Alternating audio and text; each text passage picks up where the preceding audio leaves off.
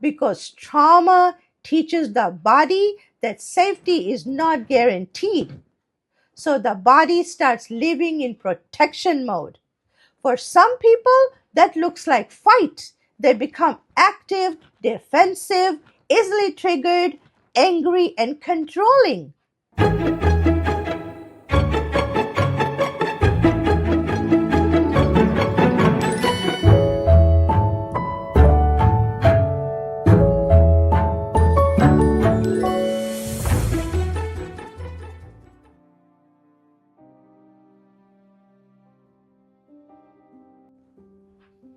Trauma does not always look like screaming.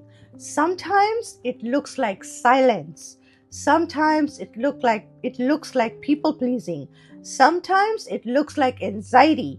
Sometimes it looks like overthinking every text message, shutting down in relationships, struggling to trust, feeling exhausted for no clear reason, or carrying a sadness you cannot fully explain. And that's the hardest part. A lot of people do not even realize they're living through the effects of trauma. They just think, this is who I am. This is my personality. This is just how I cope. This is just how life made me. But trauma does not hurt you in the moment it happens. It can enter your nervous system, your thoughts, your behaviors, your relationships, your body, your self-worth, your ability to feel safe even when the danger is gone. And if you are in your 30s to mid 40s, there is a good chance that some of what you are carrying today did not start today. It started years ago. Hello, beautiful souls. Welcome back to the Inner Bloom Journey podcast. I'm your host, Salma. I'm a Jay Shetty certified mindset and relationship breakthrough coach. If you're in your 30s to mid 40s and you have ever found yourself asking, why do I react this way? Why is it so hard for me to feel safe, loved, or at peace? Why do I keep repeating patterns I know are hurting me? Then this conversation is for you.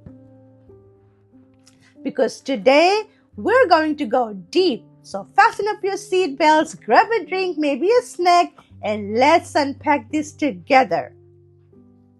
Today we are talking about trauma, how it starts, what it does to the human body and mind, and how it begins to restructure the way we think, feel, attach, survive, and protect ourselves, and why healing is so much deeper than just move on. Before we begin, I want to gently share that this content is for educational and awareness purposes only. It is not intended to diagnose, treat, or replace professional mental health support. If anything in this conversation feels overwhelming, please take a pause, be kind to yourself, and consider reaching out to a qualified mental health professional. You don't have to process everything all at once.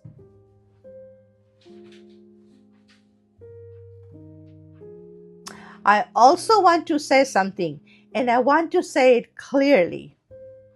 I come here every week to educate, to bring awareness on topics that are uncomfortable, that are rarely talked about, and often avoided.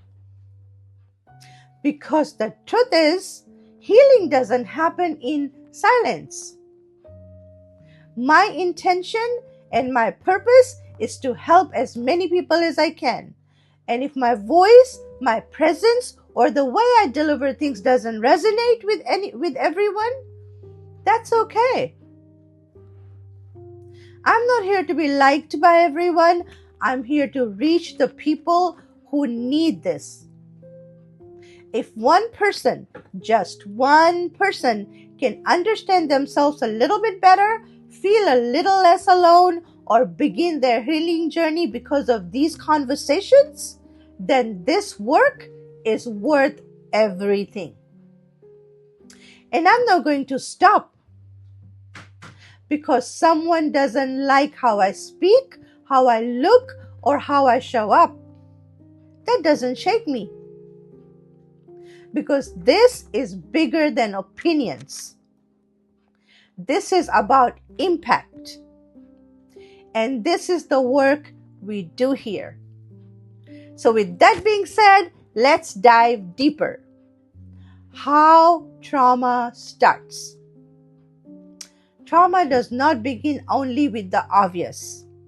Yes, trauma can come from abuse, neglect, violence, loss, abandonment, betrayal, accidents, toxic environments, emotional manipulation, growing up in fear, growing up unseen, growing up in chaos. But trauma can also begin in places people often minimize. Being constantly criticized, never feeling emotionally safe, having to become the strong one too early, being parentified, walking on eggshells, being loved conditionally, having your pain dismissed, being told you're too sensitive, being taught that your needs are a burden, having to earn love instead of simply receiving it. Trauma begins whenever an experience overwhelms your system and you do not have the safety, support, or emotional capacity to process it. And when that happens, the body does not always say, "That was painful." Sometimes the body says, "Danger, adapt, survive." That is where the restructuring begins. What trauma does to the body? Let's talk about it. A lot of people think trauma lives only in memory. No, it doesn't. Trauma lives in the body. It can make your nervous system stay on alert long after the event is gone. So even when life looks calm on the outside, your body may still be bracing for impact. That is why some people struggle with chronic anxiety, panic, insomnia, stomach issues, fatigue, headaches, tension in the jaw, neck, shoulders, and chest, hypervigilance, emotional numbness, feeling overstimulated by small things, shutting down when overwhelmed. Because trauma teaches the body that safety is not guaranteed. So the body starts living in protection mode. For some people, that looks like fight. They become active, defensive, easily triggered, angry, and controlling. And for others, it looks like flight. They stay busy, overwork, overperform, overthink, avoid stillness because stillness feels unsafe. For others, it looks like freeze. They feel stuck, numb, disconnected, unable to act, unable to speak up, unable to move forward. And for many, it looks like fawn. People pleasing, overgiving, over-explaining, keeping the peace at the expense of the self. And this is why trauma is so misunderstood. People judge the behavior without understanding the wound beneath it. What does trauma do to the mind? Let's talk about it. Trauma changes the mind, the way the mind interrupts life. It can make you see threat where there is none. It can make you question love when it's real. It can make you cling to unhealthy connections because unpredictability feels familiar. It can make peace feel boring because chaos is what your system learned to recognize as home. Trauma can shape your core beliefs, not just what you think about the world, but what you think about yourself. It can leave people carrying beliefs like, "I'm not safe, I'm not enough, I cannot trust anyone." Love always leaves I have to earn my worth. My needs do not matter. If I relax, something bad will happen. If I let people in, they will hurt me. If I speak up, I will be rejected. If I'm not useful, I'm unlovable. And the painful part is this: these beliefs often do not feel like beliefs, they feel like facts. And that is how, and maybe, just maybe, what you've been calling who I am. But was never who you were. It was who you had to become to survive. But survival is not where your story ends. You're not your trauma. You're not your parents. You're not your past. You are the awareness that is finally seeing it. And if you're in your 30s to mid 40s and you're just now starting to understand yourself, you're not behind. You're awakening, because healing doesn't begin when the pain ends. It begins when the awareness begins.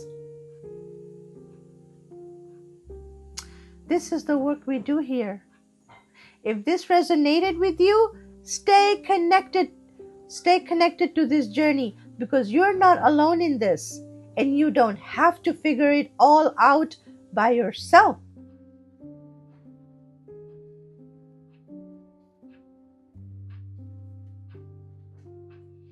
I thank you all for watching.